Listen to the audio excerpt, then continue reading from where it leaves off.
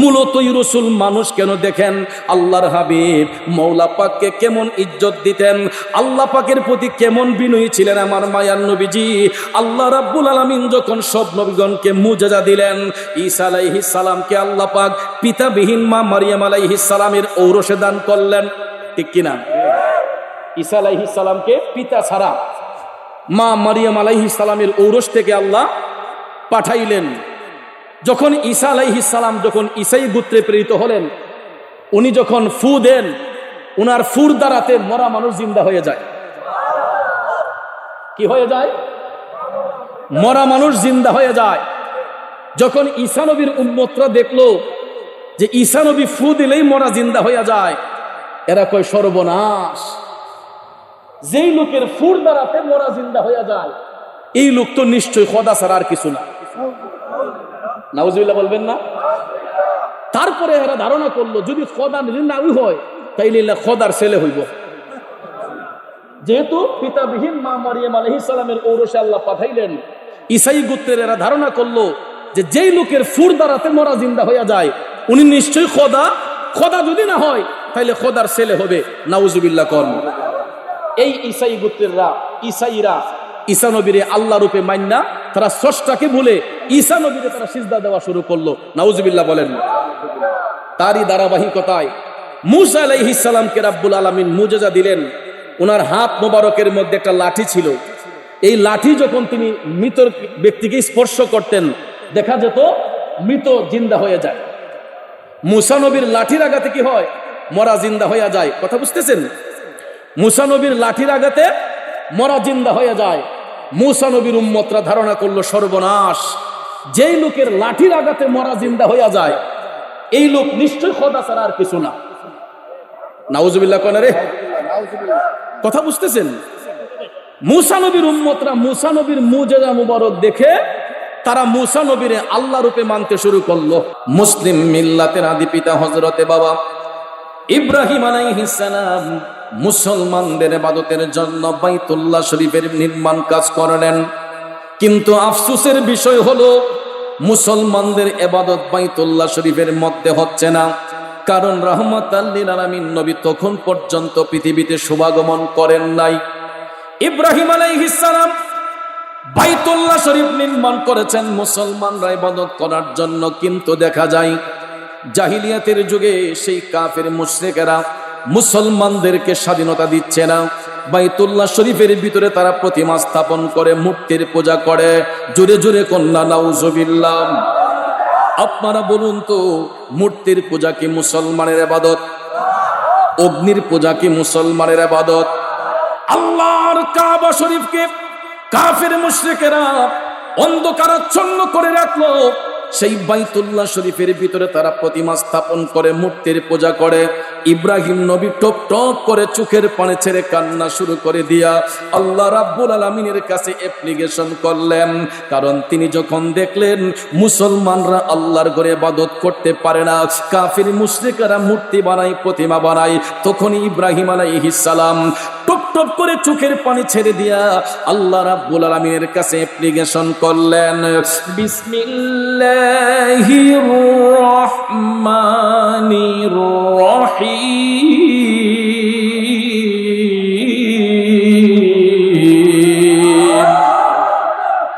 রব্বানা ওয়াবআস ফীহিম রাসূলাম মিনহুম ইয়াতলু আলাইহিম আয়াতিকা ওয়া ইউআল্লিমুহুমুল কিতাবা ওয়াল হিকমাতা ওয়া ইউযাক্কিহিম। একটা জবানও বন্ধ রাখবেন না, জবান খুলে বলুন আল্লাহু আকবার। বন্ধুরা আমার, ইব্রাহিম আলাইহিস সালাম আল্লাহকে ডেকে বললেন, আয় আল্লাহ, আমি ইব্রাহিম তোমার কাছে ফরিয়াদ জানাই, মানব জাতির মধ্য হতে তাদের নিকট এমন একজন রাসূল তুমি প্রেরণ করো যিনি তোমার বান্দাদেরকে তোমার আয়াতে কারিমা শিক্ষা দিবে, তোমার বান্দাদেরকে হিকমত শিক্ষা দেবে, ওয়া ইউযাক্কিহিম, তোমার বান্দাদেরকে পবিত্র করবে। এমন পবিত্রকারী একজন রাসূল তুমি মক্কা নগরীতে পাঠাও। পাঠাও। ইব্রাহিম আলাইহিস সালাম অ্যাপ্লিকেশনটা করতে দেরি হইল, আল্লাহ রাব্বুল আলামিনের কাছে সেই অ্যাপ্লিকেশন গ্রান্টেড হতে দেরি হয় নাই, সাথে সাথে আল্লাহ রাব্বুল আলামিন এই অ্যাপ্লিকেশনটা কবুল করলেন। কেননা ইব্রাহিম নবী বিনয়ের সহিত চোখের পানি ছেড়ে দিয়ে বললেন, ইন্নাকা আনতাল আজিজুল হাকিম, নিশ্চয়ই তুমি মহাপরাক্রমশালী প্রজ্ঞাময়।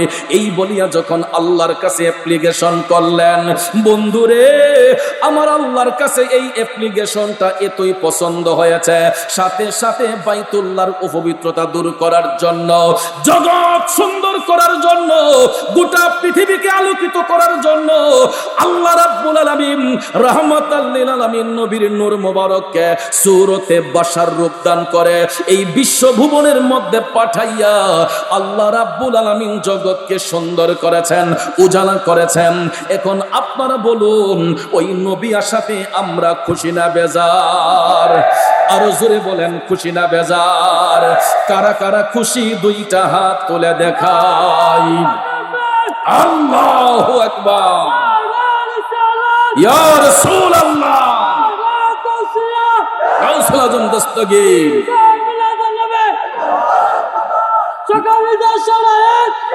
ভাইয়ার আমার, খুশি বিদায় আমি অধম গুনাহগার মনের আনন্দে কলম হাতে নিয়ে লিখেছিলাম, শ্রেষ্ঠ নিয়ামতের মাঝে শ্রেষ্ঠ নবী মুহাম্মদ, শ্রেষ্ঠ নিয়ামতের মাঝে শ্রেষ্ঠ নবী মুহাম্মদ, কুল কায়নাতেরই মাঝে মোদের নবী রহমত, কুল কায়নাতেরই মাঝে মোদের নবী রহমত। কথা কোন ঠিক কিনা? একটা জগতের জন্য রাসূল শুধু রহমত নয়, দুইটা জগতের জন্য রাসূল রহমত নয়, আল্লাহর গোটা সৃষ্টি জগতের মধ্যে যতটা জগৎ সমূহ রয়েছে গো, যেখানে আমার আল্লাহ রাব্বুল আলামিন সেখানে রাসূল রাহমাতাল লিল আলামিন।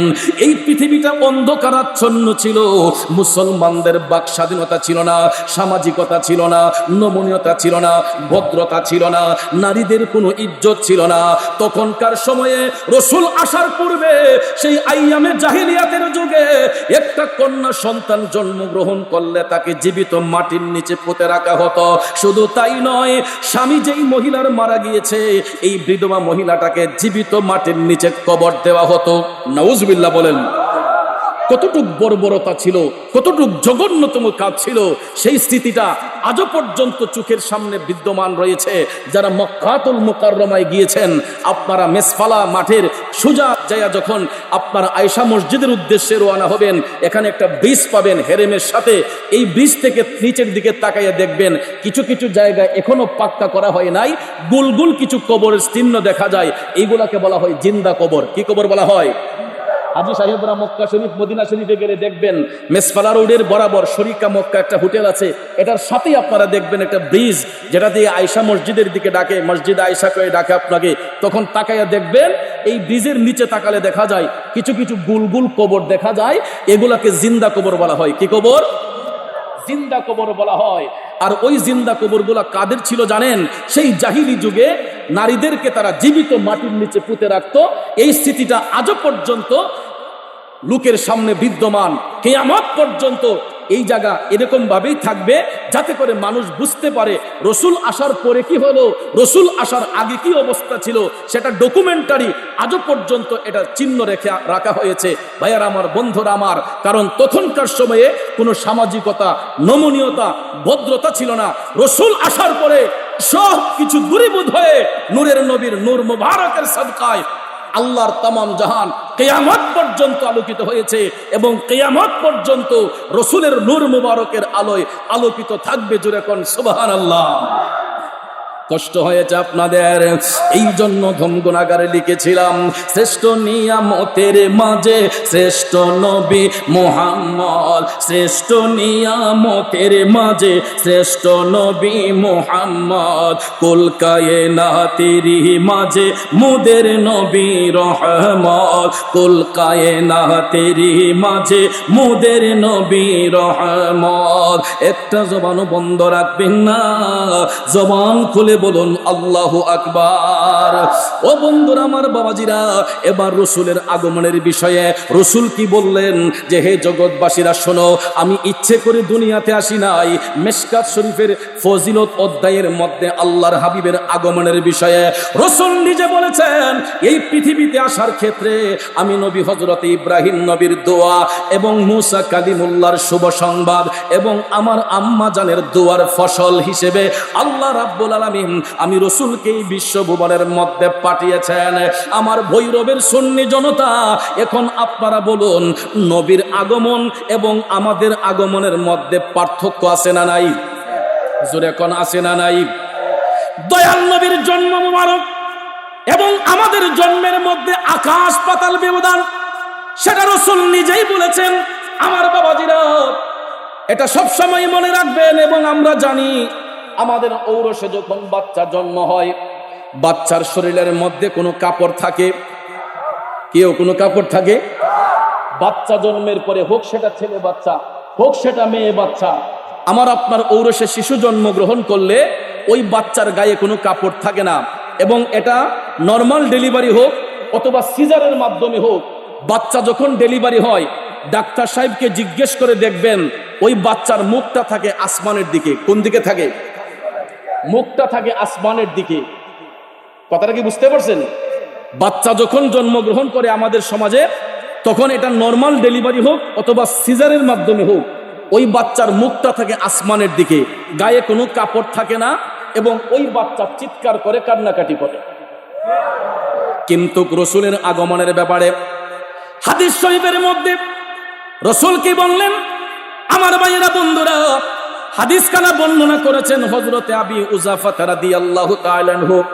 তিনি বলেন, আনিন নবী সাল্লাল্লাহু আলাইহি ওয়াসাল্লাম ক্বালা রাআইতু উম্মি হিনা ওয়াদাআতনি সাকউন মিনহা নূরুন আদাআত লাহু কুসুরা বাসরা। চিৎকার মেরে বলুন না সুবহানাল্লাহ। এটার বাংলা অর্থ হাদিস শরীফের মধ্যে এসেছে। আল্লাহর হাবিব নিজে বলতেছেন, এই পৃথিবীতে আমি রসুলকে আল্লাহ পাক পাঠালেন, আমার মাতা আমেনা খাতুনের ঔরস থেকে, ওনার নাভি মূল থেকে নূরের একটা রশ্মি বের হতে দেখেছেন। রসুল বলেছেন, আমার মাতা আমেনা খাতুন আমাকে ভূমিষ্ঠ করার সময় ওনার থেকে এমন একটা নূরের টুকরা উদ্ভাসিত হতে দেখেছেন, যার আলোয় বসরার মহলগুলা সব আলোকিত হয়ে গেছে। আরো জোরে কোন, বসরার মহলগুলা সব আলোকিত হয়ে গেল। ভাইয়ার আমার, বন্ধুরা আমার, মক্কা নগরীর মধ্যে রসুল সমাগমন করেছেন। মক্কা থেকে শত শত মাইল দূরে সেই বসরা। রসুল বলেছেন, আমার মাতা আমেনা খাতুন আমাকে ভূমিষ্ঠ করার সময় ওনার নাভিমূল থেকে এমন একটা নূরের রশ্মি বের হতে দেখেছেন, যার আলোয় বসরার সব মহলগুলা আলোকিত হয়ে গেছে। চিৎকার মেরে বলুন না সুবহানাল্লাহ।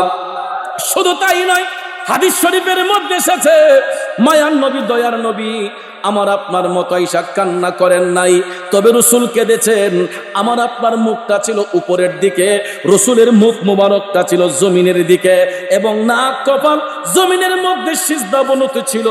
আমরা কান্না করেছি দুনিয়াতে আইসা, আর রসুল কান্না করেছেন দুনিয়াতে এসে উম্মতের জন্য, গুনাহগার উম্মতের মায়ায়। কারণ হাদিস শরীফে রসুল এটাও বলেছেন, মিশকাত শরীফের ফজিলত অধ্যায়ে রসুল এটাও বলেছেন যে আদম যখন মাটি পানির সঙ্গে মিশ্রিত, তখন থেকে আমি নবী ছিলাম। আরো জোরে কন্যা সুবহানাল্লাহ। গভীর মনোযোগ। আমি আপনি উলঙ্গ হইয়া দুনিয়াতে ভূমিষ্ঠ হই, আর মায়ার নবী শুভাগমন করেছেন জান্নাতি পোশাক পরিয়া। আমার আপনার মুখটা ছিল আসমানের দিকে, রসুলের মুখ মুবারক ছিল জমিনের দিকে।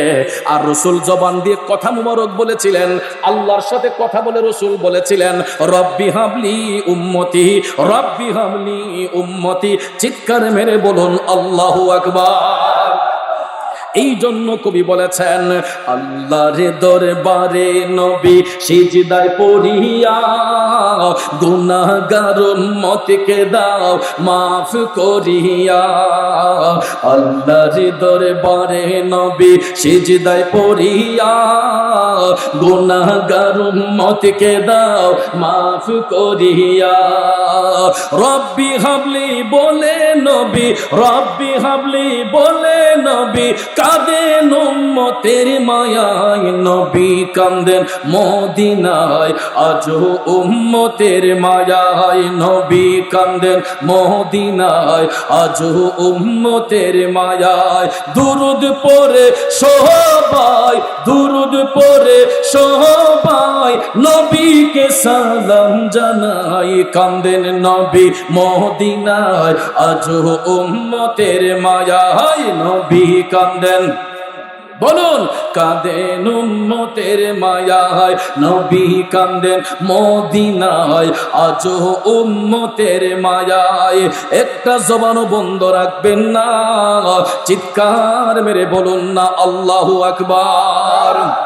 এ জগতের বন্ধুরা, আমার মুরব্বী বাবা যারা গো, ও সম্মানিত মা বোনরা যারা শুনছেন, মায়ার নবী দয়ার নবী শুধু সেটাই বলেন নাই, রসুল আরো কি বলেছেন হাদিস শরীফ কি আমাদেরকে জানাইলো।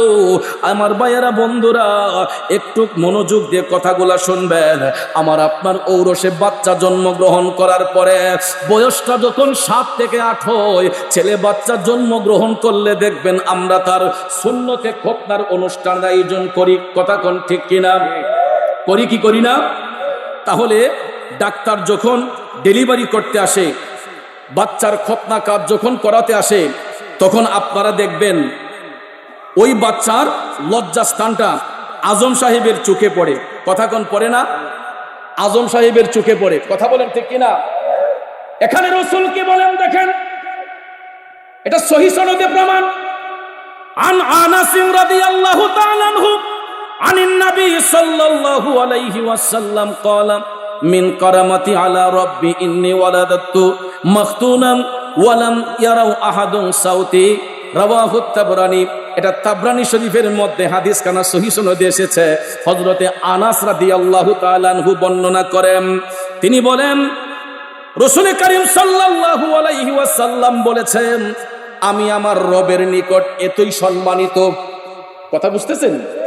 রাসূল বলেছেন আমি আমার মওলার নিকট এতই সম্মানিত, আমার মওলা পাক আমি রাসূলকে খতনাকৃত অবস্থায় দুনিয়ার মধ্যে পাঠিয়েছেন। সুবহানাল্লাহ, আরো জোরে কন্যা সুবহানাল্লাহ। এবং আমার লজ্জাস্থান দেখা পৃথিবীবাসীর জন্য আল্লাহ হারাম করে দিয়েছেন। আরো জোরে কন্যা সুবহানাল্লাহ। এই হাদিসের হাসিয়ার মধ্যে এসেছে, এই হাদিস শরীফের হাসিয়ার মধ্যে এসেছে, রাসূলের লজ্জাস্থান মুবারক আল্লাহর হাবিব নিজেও কোনোদিন দেখেন নাই। আমার আপনার ঘরের মধ্যে অনেকের স্ত্রী আছে, প্রায় সময় স্ত্রীর লিঙ্গ স্বামী দেখে, স্বামীর লিঙ্গ স্ত্রী দেখে। আল্লাহর হাবিব পৃথিবীতে শুভাগমন করার পরে দয়াল নবীজির 11 জন বিবি ছিলেন, যারা আমাদের মুমিনদের মা। এই 11 জন বিবির মধ্যে হতে কোন বিবি কোনদিন আল্লাহর হাবিবের লজ্জাস্থান মুবারক দেখার সৌভাগ্য হয় নাই। সুবহানাল্লাহ। ইবন রাসূল নিজেও কোনদিন লজ্জাস্থান মুবারকের দিকে তাকান নাই। এই জন্য হাদিস শরীফে রাসূল বলেছেন আমি আমার রবের নিকট এতই সম্মানিত, আমার রব আমাকে খতনাকৃত অবস্থায় দুনিয়ার মধ্যে পাঠিয়েছেন এবং আমার লজ্জাস্থান দেখা পৃথিবীবাসীর জন্য আল্লাহ হারাম করে দিয়েছেন। অথচ দেখেন, আমার আপনার জন্মের পরে বয়স যখন 6 কিংবা 7 বছর হয়, আমরা গরু জবাই করে বাচ্চার মুসলমানি অনুষ্ঠান করি। কথা কোন ঠিক কিনা? বাচ্চার সুন্নতে খতনা করি। কিন্তু ভাইয়ারা আমার, বন্ধুরা আমার, আল্লাহর হাবিব সাল্লাল্লাহু আলাইহি ওয়াসাল্লামের আল্লাহ রাব্বুল আলামিন উনাকে খতনাকৃত অবস্থায় পৃথিবীতে পাঠিয়েছেন এবং রাসূল বলেছেন আমার লজ্জাস্থান দেখে আল্লাহ পাক পৃথিবীবাসীর জন্য হারাম করে দিয়েছেন। গভীর মনোযোগ। এই সমাজের মধ্যে কিছু কিছু ভাইয়েরা নবী শুভাগমন করেছেন এটা পছন্দ করে না, এই জন্য তারা জশ্নে জুলুসের বিরুদ্ধে কথা বলে। ঠিক কিনা বলেন? আমিও ধম গুনাহগার লিখেছিলাম, ওরে জশ্নে জুলুস নবীজির শানে পালন করে মাঝে মোদের নবী রহমত শ্রেষ্ঠ নিয়ামতের মাঝে শ্রেষ্ঠ নবী মুহাম্মদ কুল কায়নাতেরই মাঝে মোদের নবী রহমত। কষ্ট হচ্ছে আমার বাবাজিরা, জগতের বন্ধুরা রে, ও মুরব্বী বাবাজিরা গো, আমার সম্মানিত মা বোনরা যারা শুনছেন, এই সমাজের মধ্যে রসুলের আগমনে খুশি হয় মুমিন মুসলমান, আর বেঈমান হয় কমিন মুসলমান। ঠিক কিনা বলেন? এই কমিন মুসলমান গুলা রসুলকে মানুষ বানাইবার জন্য তারা কোরআনে পাকের দলিল দিয়া আপনাদেরকে ধোঁকা দেয়। কোরআনে পাকের দলিল একটা, তারা উপস্থাপন করে আরেকটা। ঠিক কিনা বলেন? তাদের একটা মাত্র দলিল রসুলকে মানুষ বানাইবার জন্য, আমাদের মতো মানুষ বানানোর জন্য তাদের একটাই দলিল, কুল ইন্নামা আনা বাশারুম মিসলুকুম। কথা কোন ঠিক কিনা? এই একটাই দলিল তাদের, রসুলকে আমাদের মতো মানুষ বানাইবার জন্য একটা বড় ধরনের ধোঁকা আমাদেরকে দিচ্ছে এই আয়াতে কারিমা দিয়া। বাংলা অর্থটা শুনলে অনেকেই মনে করবে আসলে তো রসুল আমাদের মতো একজন মানুষ, কোরআন শরীফ আল্লাহ কইয়া দিছে। নাউজুবিল্লাহ কন্যা। বেকুবের দলেরা তাফসির জানে না, এগুলা তাফসির পড়ার মতো যোগ্যতাও তাদের নাই। খুব খেয়াল করবেন, এখানে উলামায়ে কেরাম রয়েছেন, ভুল হলে আমাকে ধরে দিবেন। বক্তব্যটা যদি আল্লাহ পাকের ডাইরেক্ট হতো, রসুলকে মানুষ বলা যদি বক্তব্যটা রাব্বুল আলামিনের পক্ষ থেকে হতো, তাহলে এখানে কুল শব্দটা ব্যবহার হতো না। এখানে শুধু ইন্নামা আনা বাশারুম মিসলুকুম এই কথাটা উল্লেখ থাকতো, কুল শব্দের কোনো প্রয়োজন ছিল না। শুনেন ভাইয়ের আমার, রসুলকে মানুষ বলতে আল্লাহ পাকেরও লজ্জা লাগে। সুবহানাল্লাহ না? নূরের নবীকে মানব রূপে যে আল্লাহ পাঠাইলেন, মানব রূপে যে রসুলকে পাঠাইলেন, রসুলকে মানুষ বলতো আল্লাহ লজ্জাবোধ হয়। এই জন্য আল্লাহ কয়, হাবিব আমি পারবো না, কুল আপনি বলে দেন। সুবহানাল্লাহ। কি বলে দেন? ইন্নামা আনা বাশারুম মিসলুকুম, মূলত আমি তোমাদের মতোই একজন মানুষ। এখানে বলতে পারেন হুজুর আপনি তো অর্থ করছেন আরেকটা, ইন্না শব্দটা নিশ্চয়ই, আপনি মূলত বললেন কেন? ভাইয়ের আমার, পেশটা কিন্তু এই জায়গার মধ্যেই। ইন্না শব্দের অর্থ নিশ্চয়ই, আমি মূলত বললাম কেন? এটারও কারণ আছে। এই জন্যই তাফসির বোঝার যোগ্যতা থাকতে হবে। কারণ বক্তব্যটা যদি আল্লাহ পাকের ডাইরেক্ট হতো, তাহলে এখানে ইন্নার অর্থ নিশ্চয়ই হতো। যেহেতু আল্লাহ পাকের ইচ্ছে নয়, আল্লাহ বলছেন হাবিব আপনিই বলুন, এই জন্য এখানে ইন্নার অর্থ নিশ্চয়ই হবে না। এটা বুঝতে হবে, ইন্নার অর্থ এখানে মূলত। এটা কি? মূলত। খুব খেয়াল করেন আমার ভাইয়েরা। এক্সাম্পল, যেমন দেখেন এটা কিন্তু ফুল, দেখতে যেমন ফুল, এটা নিশ্চয়ই ফুল, এটা কাঁচা ফুল কিন্তু। কিন্তু আপনারা তাকান, এই যে এখানের মধ্যে প্লাস্টিকের ফুল রয়েছে, আর্টিফিশিয়াল ফুল রয়েছে, দেখতে অবিকল ফুলের মতো, আসলে কি এটা ফুল? কথা কোন এটা ফুল? আমি হাত দিয়ে ধরতে হবে একটা ফুল। হলুদ ফুলটা দেন আমাকে, হলুদ ফুলটা আমাকে দেন। ভাইয়ারা আমার, কষ্ট হচ্ছে আপনাদের একদম ক্লিয়ার করে বোঝার জন্য। দেখেন কালার কি কোনো ভিন্নতা আছে? এটাও কিন্তু হলুদ, এটাও হলুদ, দুইটাই ফুল, কিন্তু এই ফুলের মধ্যে জীবন ছিল, তাজা ফুল ছিল। এটা দেখতে যেমন ফুল, এটা নিশ্চয়ই ফুল। আর এটা কিন্তু দেখতে ফুলের মতো, আসলে ফুল। এটাকে নিশ্চয়ই বলা যাবে? এটা দেখতে ফুলের মতো, আসলে কিন্তু এটা ফুল না। আমি আপনি দেখতে যেমন মানুষ, আমরা নিশ্চয়ই মানুষ। রসুল মূলত মানুষ, হাকিকতে আল্লাহর নূর। ভৈরববাসীরা, আমি আপনি চন্দ্র সূর্যের সাথে বাহাদুরি করতে পারি না, কেননা দিনের বেলা রোদ্রে হাঁটতে গেলে সূর্যের তাপ যখন গায়ে লাগে বডির ছায়া হয়, চন্দ্রের তাপের নিচে হাঁটতে গেলে আমার আপনার বডির ছায়া হয়। কিন্তু এই যে দেখেন চন্দ্র সূর্য, কেন একটা বাতির সাথে আমি আপনি বাহাদুরি করতে পারি না। বাতির পাওয়ারটা যখন আমার আপনার গায়ের মধ্যে লাগে, আমার আপনার বডির ছায়া পড়ে কি পড়ে না? পরে কি পরে না? আল্লাহর আল্লাহর হাবিব সাল্লাল্লাহু আলাইহি ওয়াসাল্লাম 63 বছর জিন্দেগি কাল মোবারক সূরতে বাশার রূপে এই বিশ্বভুবনে কাটিয়েছেন। চন্দ্রের আলো, সূর্যের আলো, পৃথিবীর কোনো আলো আমার নবীর নূর মুবারকের উপর ছায়া ফেলতে পারে নাই। এই জন্য পাকিস্তানের কবি চমৎকার ভাষায় লিখেছিলেন, উनको साया ज़मीं पर ना पाया गया, नूर से नूर देखो जुदा ना हुआ, हमको आबिद नबी पर बड़ा नाज है, क्या भला मेरे आका का अंदाज है, जिससे सुरसो मिलियो शिफा पा गया, ये खुदा के है रसूल अल्लाह ही अल्लाह, ये खुदा के है रसूल ओ जश्ने आमद रसूल, ओ बीबी आमिना की फूल, अल्लाह जश्ने आमद रसूल, ओ बीबी आमिना की फूल। একটা জবানও বন্ধ রাখবেন না, জবান খুলে বলুন সুবহানাল্লাহ।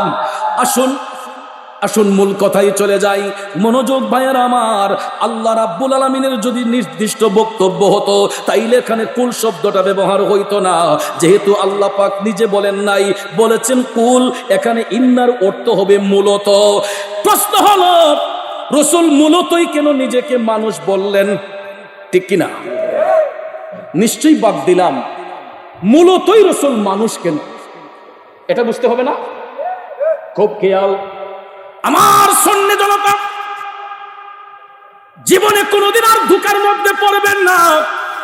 মূলতই রাসূল নিজেকে মানুষ বললেন কেন রে? পৃথিবীর জমিনে আল্লাহ রাব্বুল আলামিন যত নবী রাসূল পাঠিয়েছেন সব নবীগণ মুজিজার অধিকারী, ঠিক না বেঠিক? তবে রাহমাতাল লিল আলামিন নবী ছাড়া অন্য সকল নবীগণকে আল্লাহ পাক নির্দিষ্ট ক্যাটাগরির মাধ্যমে মুজিজা দিয়েছেন। কোন নবীকে একটা, কোন নবীকে দুইটা, এরকম সীমাবদ্ধতার মাধ্যমে পূর্বের যুগের নবীগণকে আল্লাহ পাক মুজিজা দিয়েছেন। আর আমাদের নবী রাহমাতাল লিল আলামিন নবীকে রব্বুল আলামিন এত সংখ্যক মুজিজা মুবারক দিয়েছেন, মায়ান নবীর আপাদ মস্তক মুবারকই হচ্ছে মুজিজা। কথা কোন ঠিক কিনা? এক্সাম্পল, মূলতই রাসূল মানুষ কেন দেখেন, আল্লাহর হাবিব মওলা পাককে কেমন ইজ্জত দিতেন, আল্লাহ পাকের প্রতি কেমন বিনয়ী ছিলেন আমার মায়ার নবীজি। আল্লাহ রাব্বুল আলামিন যখন সব নবীগণকে মুজিজা দিলেন, ঈসা আলাইহিস সালামকে আল্লাহ পাক পিতাবিহীন মা মারিয়াম আলাইহিস সালামের ঔরসে দান করলেন, ঠিক কিনা? ঈসা আলাইহিস সালামকে পিতা ছাড়া মা মারিয়াম আলাইহিস সালামের ঔরস থেকে আল্লাহ পাঠাইলেন। যখন ঈসা আলাইহিস সালাম যখন ঈসাই গোত্রে প্রেরিত হলেন, উনি যখন ফু দেন, উনার ফুর দ্বারাতে মরা মানুষ জিন্দা হয়ে যায়। কি হয়ে যায়? মরা মানুষ জিন্দা হয়ে যায়। যখন ঈসা নবীর উম্মতরা দেখলো যে ঈসা নবী ফু দিলেই মরা জিন্দা হয়ে যায়, এরা কয় সর্বনাশ, যেই লোকের ফুর দ্বারাতে মরা জিন্দা হয়ে যায় এই লোক তো নিশ্চয়ই খোদা ছাড়া আর কিছু না। নাউজুবিল্লাহ বলবেন না? তারপরে এরা ধারণা করলো যদি খোদা নাও হয় তাইলে খোদার ছেলে হইব, যেহেতু পিতাবিহীন মা মারিয়াম আলাইহিস সালামের ঔরসে আল্লাহ পাঠাইলেন। ঈসাই গোত্রের এরা ধারণা করলো যে যেই লোকের ফুর দ্বারাতে মরা জিন্দা হয়ে যায় উনি নিশ্চয়ই খোদা, খোদা যদি না হয় তাইলে খোদার ছেলে হবে। নাউজুবিল্লাহ কর। এই ঈসাই গোত্রেররা, ঈসাইরা ঈসা নবীরে আল্লাহ রূপে মান্না তারা স্রষ্টাকে ভুলে ঈসা নবীরে তারা সিজদা দেওয়া শুরু করলো। নাউজুবিল্লাহ বলেন। তারই ধারাবাহিকতায় মূসা আলাইহিস সালামকে রব্বুল আলামিন মুজিজা দিলেন। ওনার হাত মোবারকের মধ্যে একটা লাঠি ছিল। এই লাঠি যখন তিনি মৃত ব্যক্তিকে স্পর্শ করতেন দেখা যেত মৃত জিন্দা হয়ে যায়।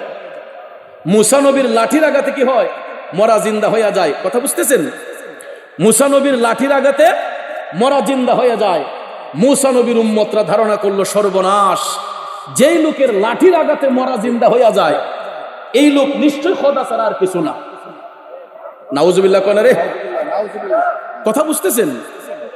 মূসা নবীর উম্মতরা মূসা নবীর মুজিজা মুবারক দেখে তারা মুসা নবীরে আল্লাহ রূপে মানতে শুরু করলো।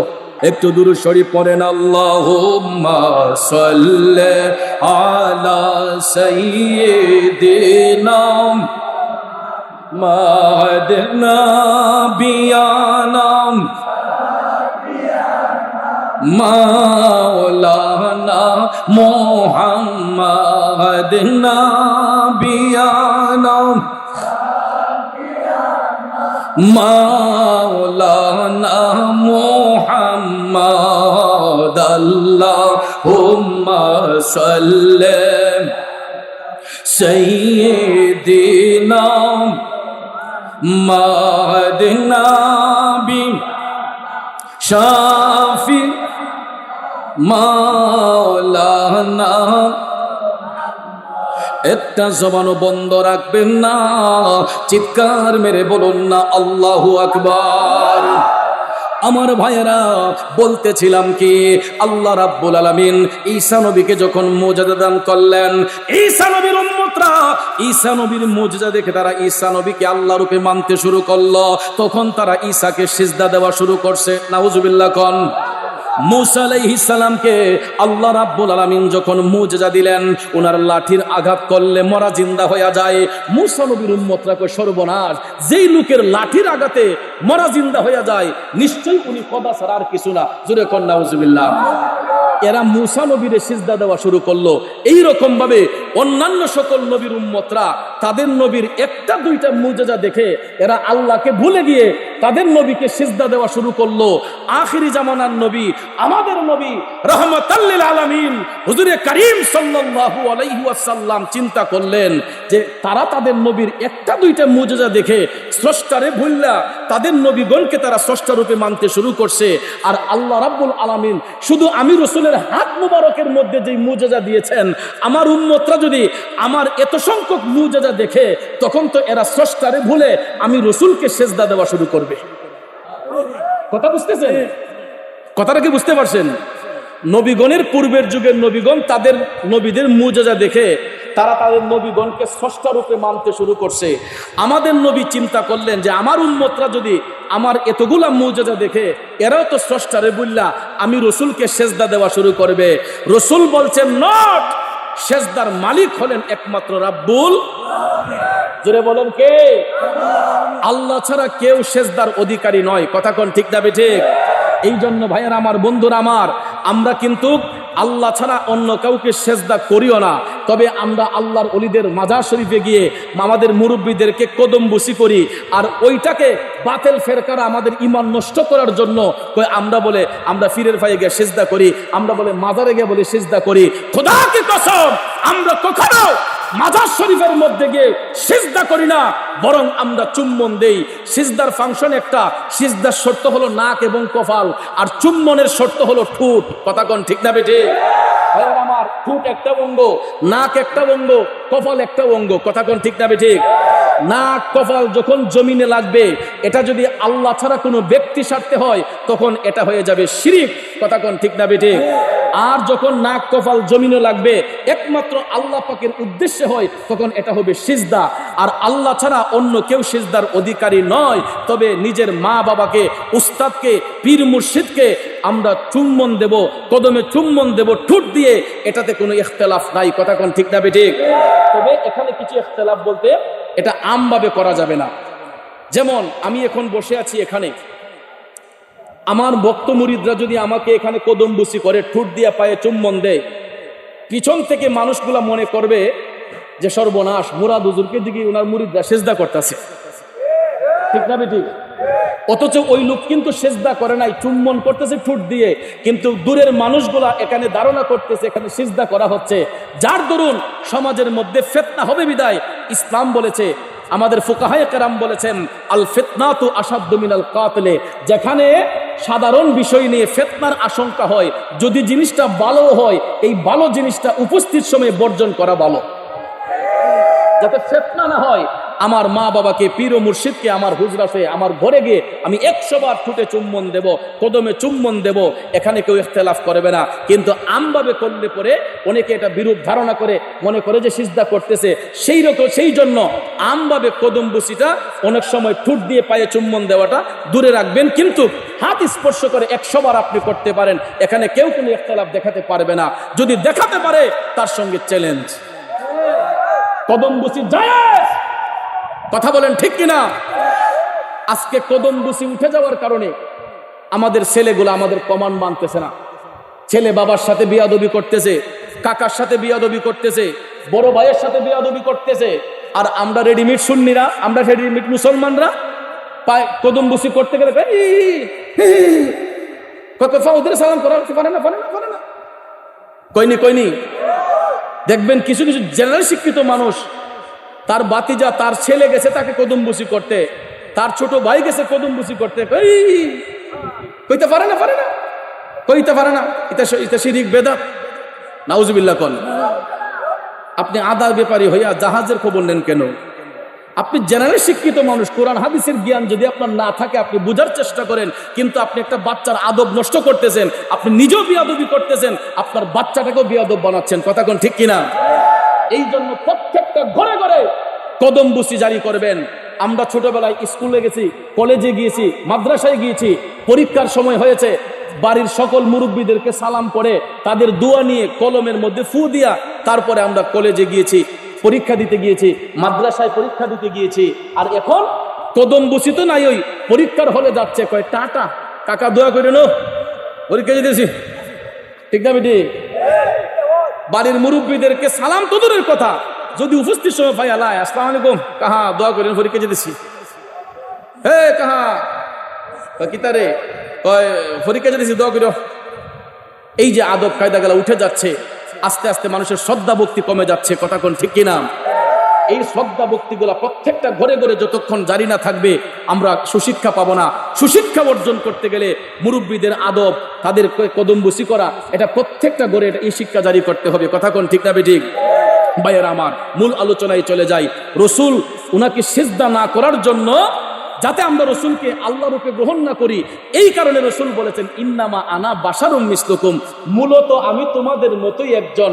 আসলে কি আমাদের মতো? ইউহা ইলাইয়া, রসুল বলেন আমার নিকট ওহী আসে, তোমাদের নিকট আসে না। এখানে কিন্তু আলাদা। আসলে রসুল আমাদের মতো নয়, রসুল হাকিকতে নূর, সুরতে বাশার। কথা কোন ঠিক কিনা? সুরতে বাশার, হাকিকতে আল্লাহর নূর। এই জন্য ভাইয়ারা আমার, বন্ধুরা আমার, ওই বাতিল ফেরকারা রসুলকে মানুষ বানাইবার জন্য উপচে পড়ে লেগে আছে। একটা দলিল, কুল ইন্নামা আনা বাশারুম মিসলুকুম। এখন আপনারা এই আয়াতের ব্যাখ্যা বিশ্লেষণ সহ অর্থটাকে আপনারা বুঝতে পারছেন? রসুল কি আমাদের মতো মানুষ? উনি সুরতে বাশার, হাকিকতে নূর। আর আমরা হচ্ছে দেখতে যেমন মানুষ, আমরা নিশ্চয়ই মানুষ। কথা কোন ঠিক কিনা? আমার ভাইয়েরা বন্ধুরা, আসুন এবার আর সামনে যাই। এই মায়ান নবী, দয়ার নবীর শুভাগমনে জগৎ সুন্দর হয়েছে, জগৎ আলোকিত হয়েছে। তাইলে বলুন, ওই নবীর আগমনে আমরা আনন্দ উদযাপন করব, এই শিক্ষা আমাদেরকে দিয়েছেন কে? একটু আগে হারুন সাহেব হুজুর আয়াতটা পড়েছিলেন, কুল বিফাদলিল্লাহি ওয়া বিরহমাতিহি ফাবিযালিকা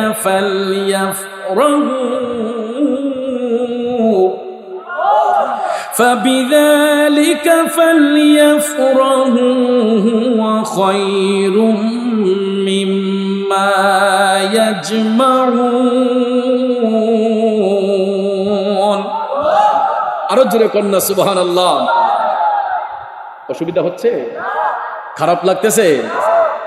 আল্লাহ রাব্বুল আলামিন বলছেন, হাবিব আপনি বলুন, আমি আল্লাহর পক্ষ থেকে দয়া এবং অনুগ্রহ পাঠানো হয়েছে। এখানে তাফসির ইবনে আব্বাসের মধ্যে স্পষ্ট এসেছে, ফজল বা মানা ইসলাম, রহমত বা মানা আল কোরআন। সুবহানাল্লাহ কোন, আরো জোরে কন্যা সুবহানাল্লাহ। এখন আবার রহমত বা মানা হুয়া নবী সাল্লাল্লাহু আলাইহি সাল্লাম। আরো জোরে কন্যা সুবহানাল্লাহ। আল্লাহর পক্ষ থেকে ফজল এসেছে, ফজল বা মানা ইসলাম, আল্লাহর পক্ষ থেকে যে দয়াটা, এটা হলো ইসলাম। তাফসিরে ইবনে আব্বাস এরকম ভাবে এসেছে এবং আরো অন্যান্য তাফসিরে রুহুল বায়ানও এভাবে এসেছে, ফজল বা মায়না ইসলাম। আর রহমত দ্বারা এখানে রসুলকেও বোঝানো হয়েছে, কোরআনকে বোঝানো হয়েছে। কেন? কোরআনকে যদি কেউ ইঙ্গিত করে তাহলে বোঝা হবে রসুল তো সাহেবে কোরআন। কথা কোন ঠিক কিনা? আর রহমত দ্বারা হচ্ছে আল কোরআন, আবার রহমত দ্বারা ওমা আরসালনাকা ইল্লা রাহমাতাল লিল। চতুর্দিকে তাফসীর করলে ঘুইরা গেরা কি রাস্তা কিন্তু একটাই, এটা হলো রাহমাতাল লিল, রাহমাতাল লিল। এই জন্য রব্বুল আলামিন নবী পাইয়া আমরা যদি খুশি উদযাপন করি, আনন্দ উদযাপন করি, মূলত এই কারণে এই আয়াতে কারিমাকে আল্লাহ পাক অবতীর্ণ করেছেন। ভাইয়ার আমার, এখন আপনারা বলুন, রসুলের আগমনে আমরা কি কখনো বেজার হতে পারি? রসুল এসে কি কারো ঘরে সংসার নষ্ট করছেন? কারো ঘরে ঝগড়া লাগাইছেন? আরে মিয়া, রসুল তো আজও উম্মতের জন্য কাঁদছেন। দুনিয়াতে আসার সাথে সাথে রসুল কেঁদেছেন, এখন রসুল কাঁদছেন। রসুল কিয়ামত পর্যন্ত নিজের জন্য নয়, উম্মতি উম্মতি বলে কাঁদবেন। আওয়াজ দিয়ে বলুন ঠিক না বেঠে? এই জন্য অনেকদিন আগে গাইতাম, ওরে নিজের জন্য মায়ার নবী একটুও কাঁদে নাই, নিজের জন্য নূরের নবী একটুও কাঁদে নাই, সারা জীবন কেঁদেছিলেন উম্মতের মায়ায়, সারা জীবন কেঁদেছিলেন উম্মতের মায়ায়। এখনো কাঁদেন নবী, এখনো কাঁদেন নবী সোনার মদিনায়, যেজন হবে আপনা সেই তো মদিনা, বলো না যেজন হবে আপনা দিনা। কার লাগিয়া কান্দরে মন, কার লাগিয়া বান্দো, কার লাগিয়া কান্দরে মন, কার লাগিয়া বান্দো, কেউ তো তোমার আপন হবে না, না না, যেজন হবে আপনা সেই তো মদিনা, বলো না যেজন হবে আপনা সেই তো মদিনা। একটা জবানও বন্ধ রাখবেন না, চিৎকার মেরে বলুন আল্লাহু আকবার। আমার ভাইয়েরা বন্ধুরা, তাফসীরে রুহুল বায়ান প্রমাণ করেছে রাহমাতাল লিল আলামিন নবীর শুভাগমন হবে। মাসটা ছিল রবিউল আউয়ালের মাস, বারটা ছিল সোমবার, তারিখটা ছিল 12 তারিখ, এই সময়টা ছিল সুবহে সাদেক। আমার বন্ধুরা গো, প্রশ্ন হলো আল্লাহ রাব্বুল আলামিন মায়ার নবীকে সুবহে সাদেকের মধ্যে কেন পাঠাইলেন? ঠিক না বেঠিক?